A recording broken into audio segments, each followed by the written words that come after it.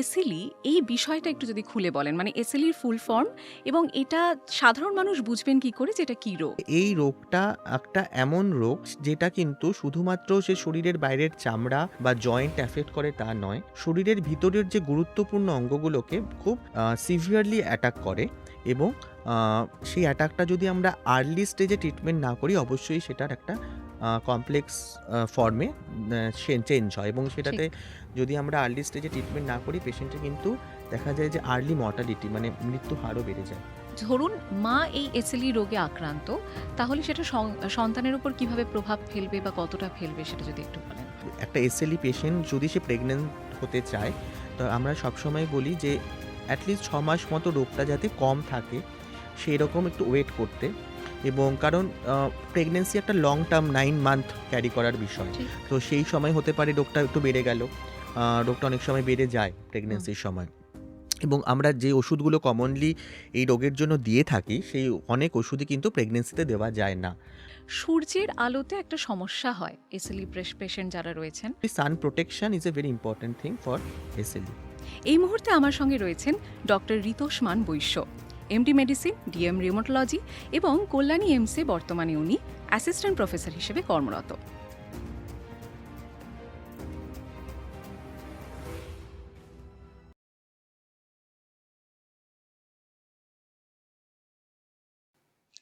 নমস্কার, the rheumatology পডকাস্টে আপনাদের স্বাগত। আজ আমরা রিউমাটোলজিক্যাল ডিজিজ নিয়ে কথা বলবো, যার মধ্যে পড়ে এসিলি, অটো ইমিউন ডিজিজ, যেগুলি অত্যন্ত গুরুত্বপূর্ণ। এই মুহূর্তে আমার সঙ্গে রয়েছেন ডক্টর রিতোষমান বৈশ্য, এমডি মেডিসিন, ডিএম রিউমাটোলজি এবং কল্যাণী এমসে বর্তমানে উনি অ্যাসিস্ট্যান্ট প্রফেসর হিসেবে কর্মরত। নমস্কার ডাক্তারবাবু। নমস্কার। আচ্ছা, প্রথমেই জিজ্ঞেস করবো এই এসিলি এই বিষয়টা একটু যদি খুলে বলেন, মানে এসিলির ফুল ফর্ম এবং এটা সাধারণ মানুষ বুঝবেন কি করে যে এটা কি রোগ? এসএলই একটি অটো ইমিউন রোগ। তো ফুল ফর্ম যদি বলা হয়, এটির ফুল ফর্ম হলো সিস্টেমিক লুপাস এরিথেমেটোসাস। হুম। তো নামটা বললে একটু ডিফিকাল্ট শোনায়। হুম। আ খুব শর্টে যেটা বলা যায় যে এখানে সিস্টেমিক মানে আমাদের শরীরের বিভিন্ন অঙ্গগুলোতে অ্যাফেক্ট করে। হুম। এবং এই রোগে যেহেতু শরীরের যে চামড়াতে লাল লাল ছোপ ছোপ দাগ হয়ে যায় একটা রোগের একটা পার্ট হিসেবে, তো এরিথামা মানে লাল হয়ে যাওয়া, তো হুম। এটাকে বলা হয় সিস্টেমিক লুপাস এরিথেমেটোসাস। সংক্ষেপে আমরা বাংলায় এটাকে লুপাস বলেই চিনি। তো এটা একটা এমন অটোইমিউন রোগ যে রোগটা আমাদের শরীরের বিভিন্ন অঙ্গে বিভিন্ন কোষ কলাকে ক্ষতিগ্রস্ত করে। এবং আহ, যদি আমরা বলি যে অটো ইমিউন মানে কি, তাহলে বোঝা যায় যে নিজেকেই নিজের ক্ষতি করা, it's like a hmm. Self killing. তো it is a type of your systemic auto immune disease, যেটা কিনা একটা প্রোটোটাইপ অটো ইমিউন ডিজিজ হিসেবেও ধরা হয়।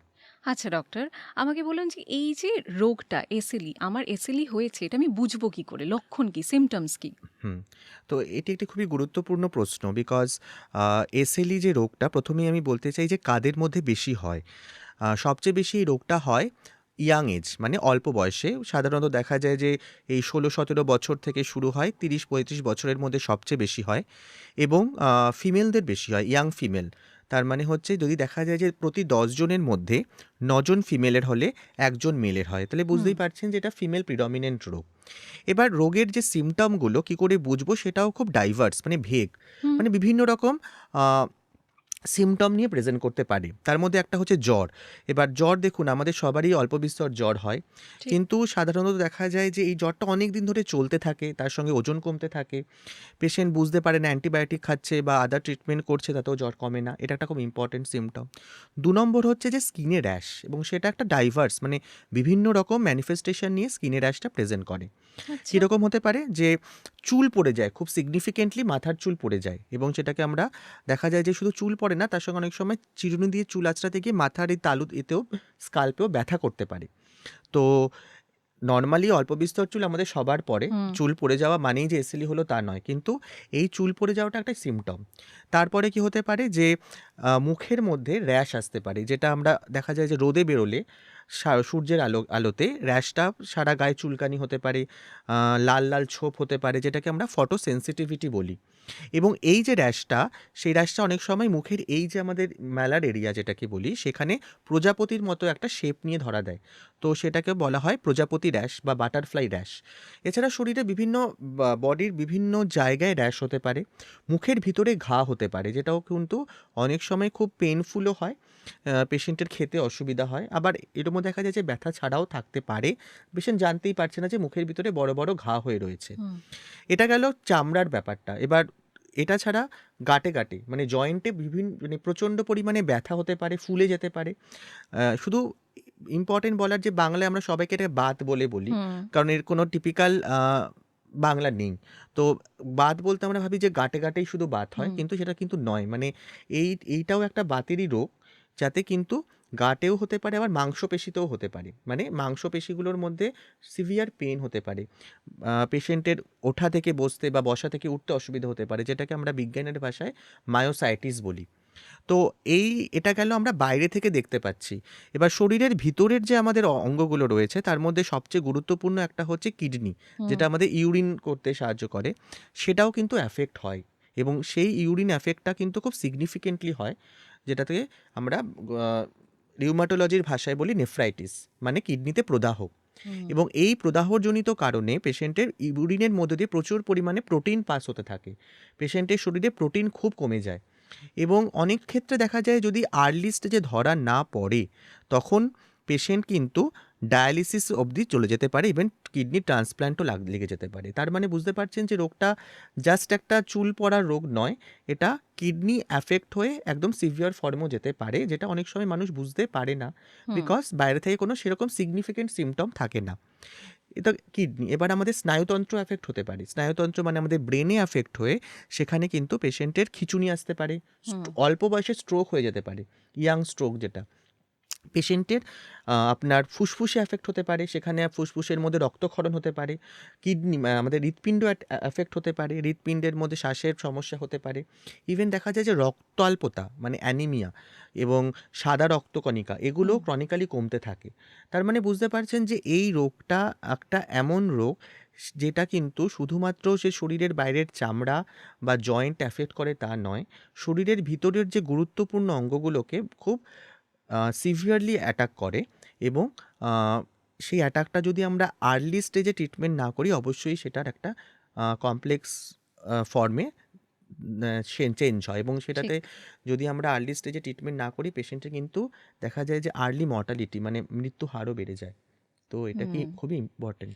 ডক্টর, আমি আপনার কাছে জানতে চাইবো যে আপনি বলছেন যে এটা এই রোগটা মেয়েদের শরীরের মধ্যে আধিক্য বেশি দেখা যায়।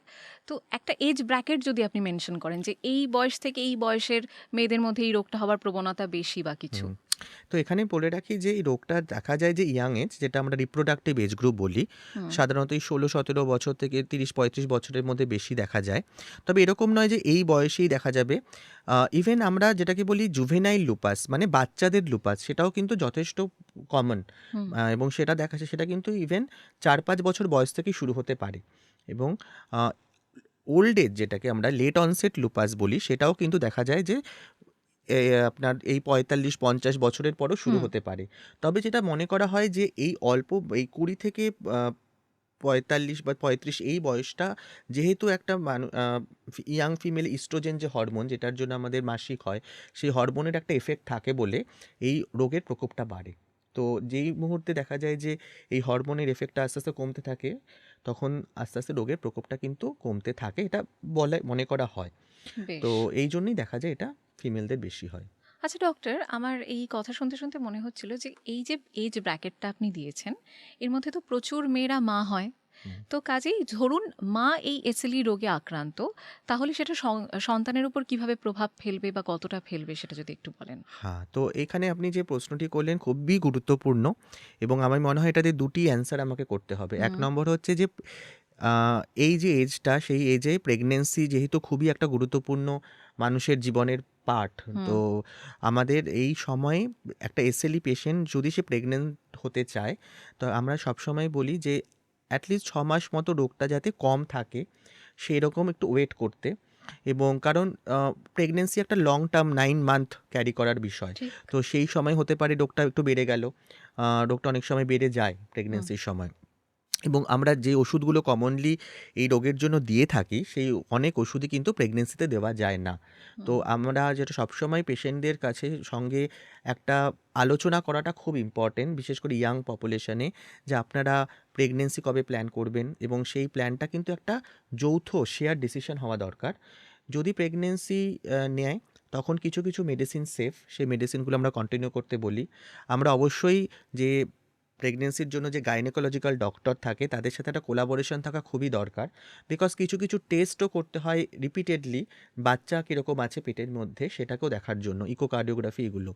তো এই জিনিসটা খুব ইম্পর্টেন্ট, একটা কোলাবোরেশন ইজ হুম, নিডেড, এবং সেখানে কিন্তু rheumatologist should be there, because অনেক সময় দেখা যায় যে এই রোগীরই একটা পার্ট হিসেবে প্রেগনেন্সি নষ্ট হয় হুম, মাল্টিপল টাইমে। তো সেক্ষেত্রে অনেক ওষুধ আছে যেগুলো কিন্তু প্রেগনেন্সির সময় ইউজ করতে হয়। এবার আপনি যে দ্বিতীয় প্রশ্নটি আমায় করলেন যে প্রেগনেন্সি, এই যে যারা মা এসএলই পেশেন্ট তাদের বাচ্চাদের ক্ষেত্রে এই রোগটা কীরকম হুম, চান্স। তো দেখুন, এটা একদম যে একটি জেনেটিক ডিজিজ, মানে বাড়িতে থাকলে তার বাচ্চার হবে সেটা কিন্তু নয়, মানে it is a not a typical জিন ওরিয়েন্টেড ডিজিজ। তবে হ্যাঁ, এই রোগের মধ্যে জিনের একটা অবশ্যই প্রভাব আছে, যে অনেক রকম জিন এখানে কাজ করে। শুধু জিন নয়, এনভায়রনমেন্ট একটা ইম্পর্টেন্ট ফ্যাক্টর, যে কারণে আমি বলছিলাম যে সূর্যের আলোতে গেলে বাড়ে, তো এরকম হুম, এনভায়রনমেন্টের একটা ইম্পর্টেন্ট ফ্যাক্টর এখানে কাজ করে। তো মায়ের থাকলেই যে সন্তানের হবে সেইটা কিন্তু সিউরিটি নেই। কিন্তু হ্যাঁ, যদি বাড়িতে যে এই ধরনের রোগগুলো যদি থাকে, তবে দেখা যায় যে একটা টেন্ডেন্সি ওই ফ্যামিলিতেই auto immune disease including SCD হওয়ার চান্স বেড়ে যায়। এবং ঠিক। সেটা মোস্টলি দেখা যায় যে যদি অল্প বয়সেই রোগটা হয়, এসএলই রোগটা, তাহলে কিন্তু একটু চান্সটা বাচ্চাদের মধ্যে বাড়ে, কারণ ওটা মোর জেনেটিক প্রিডমিনেন্ট হওয়ার একটা চান্স থাকে। তবে আমরা অবশ্যই পেশেন্টদেরকে সবসময় বলি যে এই রোগটা হয়েছে বলে তাদের কিন্তু মানে থেমে থাকবো জীবনে, এটা কিন্তু একদমই উচিত নয়। That are lot of medicine, lot of treatment, এবং আমরা সবসময় পেশেন্টদেরকে খুব উৎসাহিত করি হুম, যাতে আমরা পেশেন্ট নর্মাল লাইফ লিড করতে পারে, নর্মাল জব করা, নর্মাল স্টাডি করা, নর্মাল ফ্যামিলি লিড করা, marriage, child, everything. We have a lot of patients যারা কিন্তু একদম নর্মাল লাইফ লিড করে। বেশ। আচ্ছা ডক্টর, আ আমাদের এই ভারতে একটা ব্যাপার ভীষণ হয়, সেটা হচ্ছে যে একটু স্কিনের কোনো রোগ হলে, সেটা ইচিং হোক বা স্কিনে কোনো র্যাশ হোক, মানুষের একটা ধারণা যে সেটা বোধহয় আমার বন্ধুর হয়েছে, তাহলে আমি ওর পাশে বসবো না, আমারও হয়ে যেতে পারে, ছোঁয়াচে। তো এসিলি তে আক্রান্ত হওয়ার পর যদি কারো সেই ধরনের স্কিনের কিছু সমস্যা হয়, সেটা কি কোনোভাবে আর ৫ জনের মধ্যে ছড়াতে না, পারে? না, না। এটা একদমই ছোঁয়াচে রোগ নয়। That is no chance at all. ঠিক আছে? এটি কোনো, এর ছোঁয়াচে কোনো সম্পর্কই নেই। এটা শরীরের মধ্যে, আমি আগেই বলেছি, এটা ইমিউনিটি ডিফেন্সের একটা প্রবলেম। হুম, শরীরের ভিতরের যে ইমিউন সেলগুলো থাকে, মানে যেগুলো আমাদের বলতে পারেন শরীরের পুলিশ, হুম, সেই পুলিশগুলো বাইরে থেকে ফরেন মেটেরিয়ালকে ঢুকলে যেমন প্রতিহত করার চেষ্টা করে, সেটা ভুল করে শরীরের অঙ্গগুলোকেই প্রতিহত করছে। তো এখানে এই রোগটা কোনো জীবাণুঘটিত যে হচ্ছে তা নয়, যে ঠিক। জীবাণুটা ছড়িয়ে পড়বে আমার থেকে তার গায়ে হবে, হুম, এটা একদমই ভাবার কোনো কারণ নেই। এটা অনেকেই প্রশ্ন করে, ইভেন অনেক সময় এটাও আসে যে ইন্টিমেট রিলেশনশিপেও কোনো হুম। ছড়াতে পারে কিনা, না, এর সঙ্গে কোনো সম্পর্ক কিন্তু নেই। ওকে। হুম। আর আপনি এর আগে কথা বলতে বলতে বলছিলেন যে সূর্যের আলোতে একটা সমস্যা হয়, এসএলই পেশেন্ট যারা রয়েছেন তাদের সূর্যের আলোতে একটু সমস্যা হয়, সেটা যদি একটু খুলে বলেন, মানে হ্যাঁ, বিষয়টা হ্যাঁ, হ্যাঁ, কেমন? অবশ্যই এটা খুব ইম্পর্টেন্ট একটি কোয়েশ্চেন, কারণ আমাদের পেশেন্টদেরও বোঝাতে হয়। হুম, দেখুন, সূর্যের আলোতে সমস্যা হয় মানে, আমি একটা টার্ম বলেছিলাম, ফটো সেনসিটিভিটি, মানে হুম, হচ্ছে যে সূর্যালোকে গেলে শরীরের মধ্যে জ্বালা, স্কিনে লাল হয়ে যাওয়া, এগুলো বেশি হয়। হুম, তো দেখা যায় যে সূর্যের আলোকে যদি আমরা দেখি যে অনেক রকমের ইউভি আল্ট্রাভায়োলেট রে থাকে সূর্যের আলোতে, ঠিক। আল্ট্রাভায়োলেট এ, বি, সি, যাই হোক।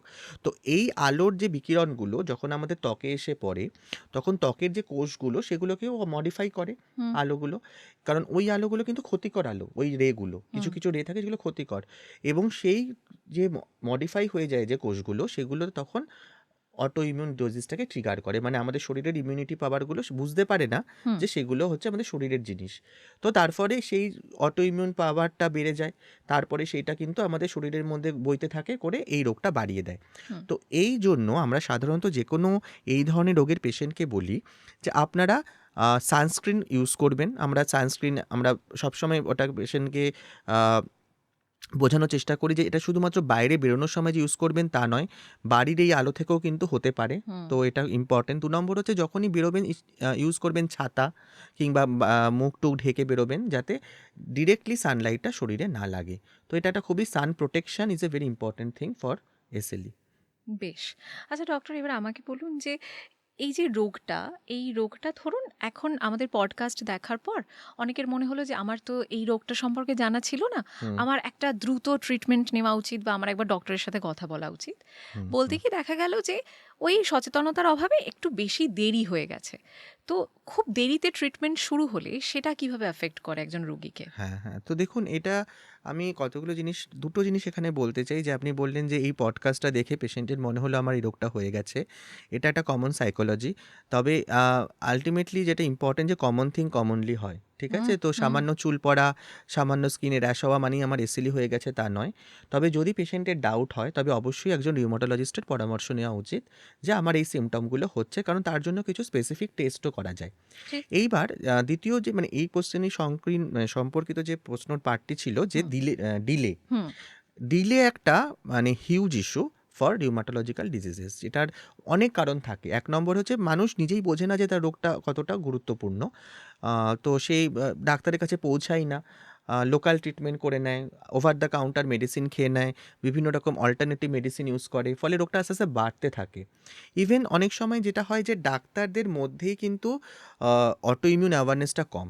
হুম, এবং অনেকে বোঝেও না যে এটা এই রোগের জন্য আমাদেরকে রিউমাটোলজিস্টের কাছেই পাঠাতে হবে। বিভিন্ন রকমভাবে বিভিন্ন ডাক্তারের কাছে পেশেন্টরা ঘোরাফেরা করে। ইভেন আমরা এরমও দেখেছি যে পেশেন্ট আ মাল্টিপল ডাক্তারের কাছে ঘোরাফেরা করে ৫-৬ বছর বাদে আল্টিমেটলি রিউমাটোলজিস্টের কাছে আসলো। কিছু, কিছু ওষুধ থাকে যেটা খুবই ইম্পোর্টেন্ট, সেটা শুরুই হয়নি পেশেন্টের। হুম। তো এই ডিলেড ডায়াগনোসিসটা কিন্তু একটা ফ্যাক্টর। তার একটা মেইন কারণ হচ্ছে রিউমাটোলজিস্ট অ্যাজ এ হোল ইন্ডিয়াতে এখনও কম। কিন্তু মানুষের সচেতনতা অবশ্যই বেড়েছে। তো আমি বলব যে যত তাড়াতাড়ি সম্ভব রোগটা সম্বন্ধে যদি কোনো আইডিয়া হয়, তাহলে একবার রিউমাটোলজিস্টের পরামর্শ করাটা খুবই important. Because the more you delay the diagnosis, the more devastating the diseases. তাতে কি হবে, শুধুমাত্র যে শরীরের মধ্যে এই কোষকলাগুলোর যে প্রদাহ হচ্ছে সেখান থেকে ড্যামেজও হতে থাকবে, ক্ষয় হতে থাকবে। আমি এইমাত্র বলছিলাম না যে কিডনি প্রবলেম হয়েছে, পেশেন্ট জানেই না। হুম, সে আলটিমেটলি কখন জানতে পারলো, যখন তার ডায়ালিসিস বা কিডনি ট্রান্সপ্ল্যান্ট করতে হচ্ছে। তার মানে বুঝতে পারছেন, মানে এতদিন ধরে তার মধ্যে শরীর জিনিসটা চলছিল। ঠিক। তার মানে এই ডিলে যত হবে, এটা রোগটা কিন্তু মানে রোগটাও যেমন চলবে, তার সঙ্গে রোগের জনিত যে ক্ষয় সেটাও কিন্তু বাড়তে থাকবে। তো হ্যাঁ। অবশ্যই ডিলেটা করা উচিত যাবে নয়। না।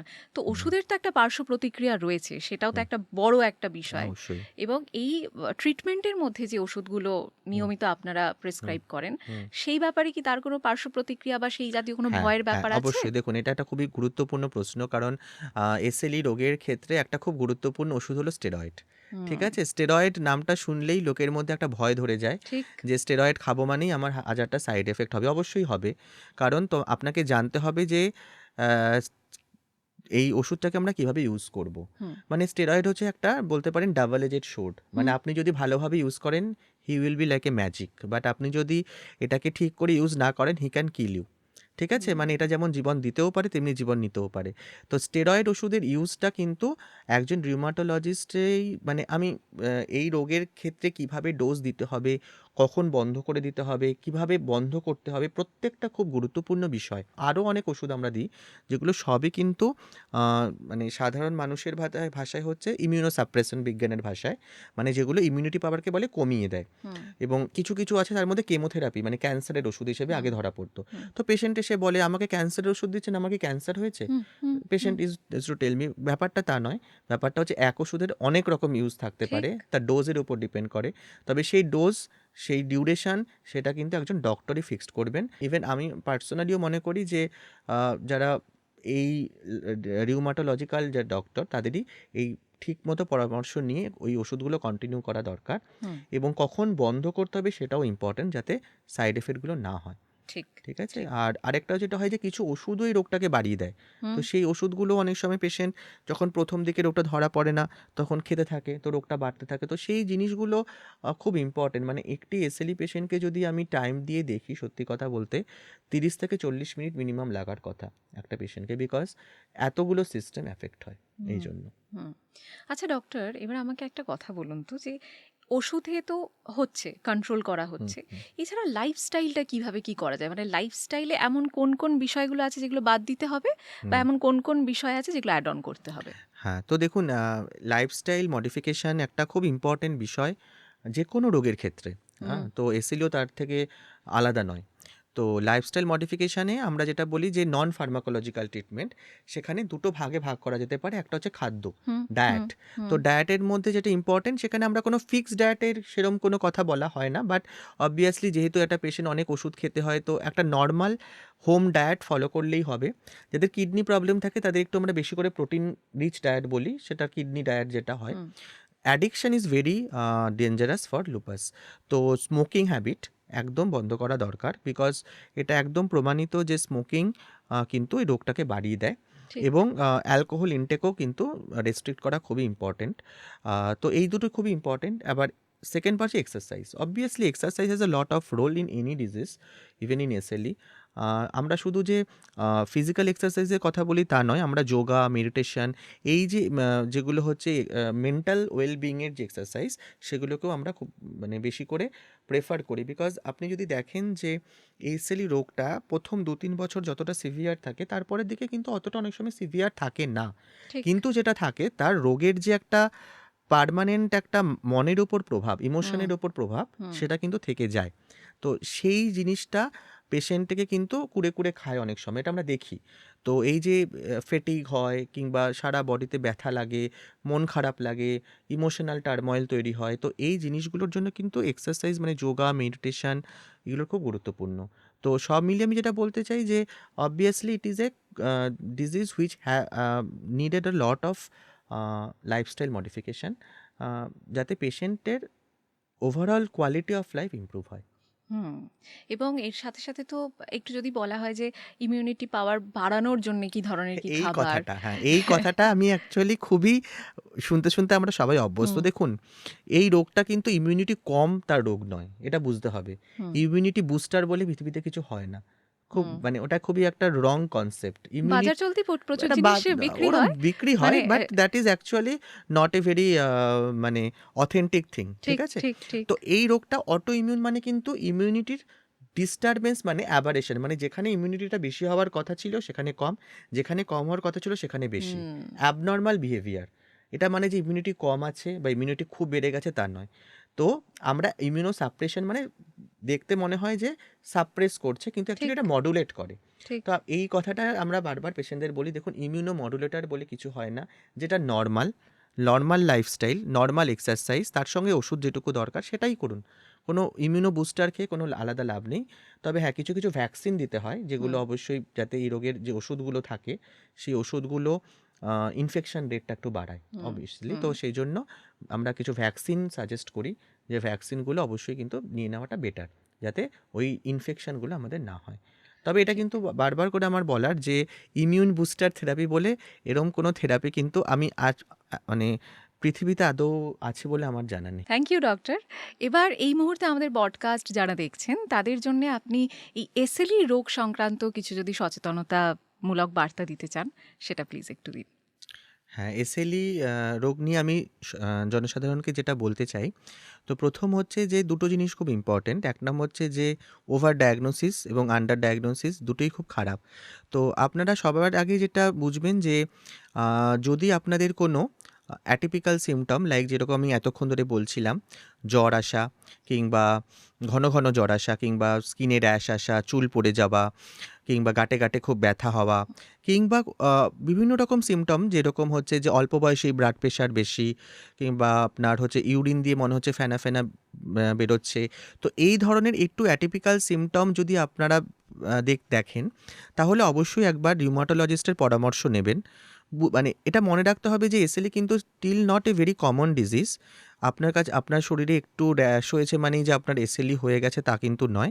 তবে হ্যাঁ, একটা রিউমাটোলজির পরামর্শ নেওয়া ভালো। তাতে কি সুবিধা? তাতে হচ্ছে যে আর্লি ডায়াগনোসিসের সুবিধা হবে। ২ নম্বর হচ্ছে যে যাদের এসএলই রোগটি আছে, তাদের ক্ষেত্রে আমি অবশ্যই বলব যে দেখুন আপনারা যেখানেই দেখাচ্ছেন রিউমাটোলজিস্ট হোক, সে ফলো আপটা যেন ঠিক করে করা হয়। মনে রাখবেন যে রোগটা কিন্তু আপনার যেটা রয়েছে সেটা চলে যাবে না। কিন্তু রোগটাকে যদি আপনি ঠিকমতোভাবে ওষুধ এবং যেরকম লাইফস্টাইল মডিফিকেশান ঠিক করে করেন, তাহলে কিন্তু কন্ট্রোল করা যাবে এবং you can lead a completely normal life.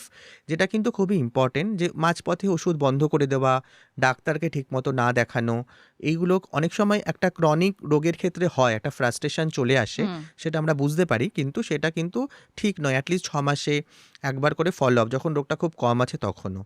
আর ৩ নম্বর যেটা বলব যে শুধু নিজেরা নন, আপনি অনেকেই আছে যারা বাড়ির মা বোনেরা যারা সবসময় এই মোবাইল, কম্পিউটার বা সোশ্যাল মিডিয়ায় অতটা সচেতন নন, আপনারা যারা দেখছেন তারা আপনার চারপাশে যারা আছে, এরকম নেবার হোক, আত্মীয় স্বজন হোক, তাদের মধ্যেও যদি দেখেন যে এরকম সিমটম আসছে, তাহলেও কিন্তু অবশ্যই একবার পরামর্শ নেওয়ার জন্য লোককে অনুপ্রাণিত করবেন। কারণ দেখুন, হতে পারে যে ১০০টা এরকম ভাবা হলো, তার মধ্যে ১০টা বেরোলো, কিন্তু সেই ১০টাও কিন্তু খুব ইম্পর্ট্যান্ট তাদের জীবনের ক্ষেত্রে, তার আত্মীয় স্বজনের ক্ষেত্রে, তার পারিপার্শ্বিকের ক্ষেত্রে। তো সব মিলিয়ে লাস্টে বলতে চাই যে আমাদের এই এসএলইর জন্য একটা ডে হয়, লুপাস অ্যাওয়ারনেস ডে। সেই ডেতে আমরা সাধারণত আমাদের যে পেশেন্টরা থাকে, বিভিন্ন ইনস্টিটিউটে এটা এখন সেলিব্রেট করা হয়, তাদের ডেকে তাদের কথা শোনা হয়, তাদের পার্সপেক্টিভ বোঝার চেষ্টা করা হয়। তো আসুন আমরা সবাই মিলে এমন একটা সমাজ তৈরি করি, এমন একটা দেশ তৈরি করি, যে এই দেশে এই রোগগুলো নিয়েও মানুষের সচেতনতা বাড়ে এবং মানুষ এসে বলে যে আমার এই রোগটা আছে, তাতে আমি রোগটাকে জয় করতে পেরেছি এবং এই রোগটা আমার কাছ থেকে অনেক কিছু কেড়ে নিল, আমাকে কিন্তু আমি আলাদা করে শক্তি পেয়েছি যাতে আমি এই জীবনে আমরা যাতে এগিয়ে যেতে পারি। তো ঠিক। সব মিলে আমি লাস্ট এটাই বলবো যে ভয় পাবার কিছু নেই। আহ, এই রোগ থাকলে রিউমাটোলজিস্টকে দেখাবেন, পরামর্শ নেবেন, তাদের সঙ্গে মানে রেগুলারলি ডিসকাস করবেন, ওষুধ খাবেন, সব ভালো থাকবে। নমস্কার। Thank you doctor. The rheumatology পডকাস্টে আজকে আমাদের সাথে ছিলেন ডক্টর ঋতস্মান বৈশ্য। আমরা পরবর্তী অধ্যায়ে আবার আসছি, পরবর্তী এপিসোডে আবার আসছি, কথা হবে নতুন রোগ নিয়ে এবং আরও বাড়বে সচেতনতা। Thank you so much.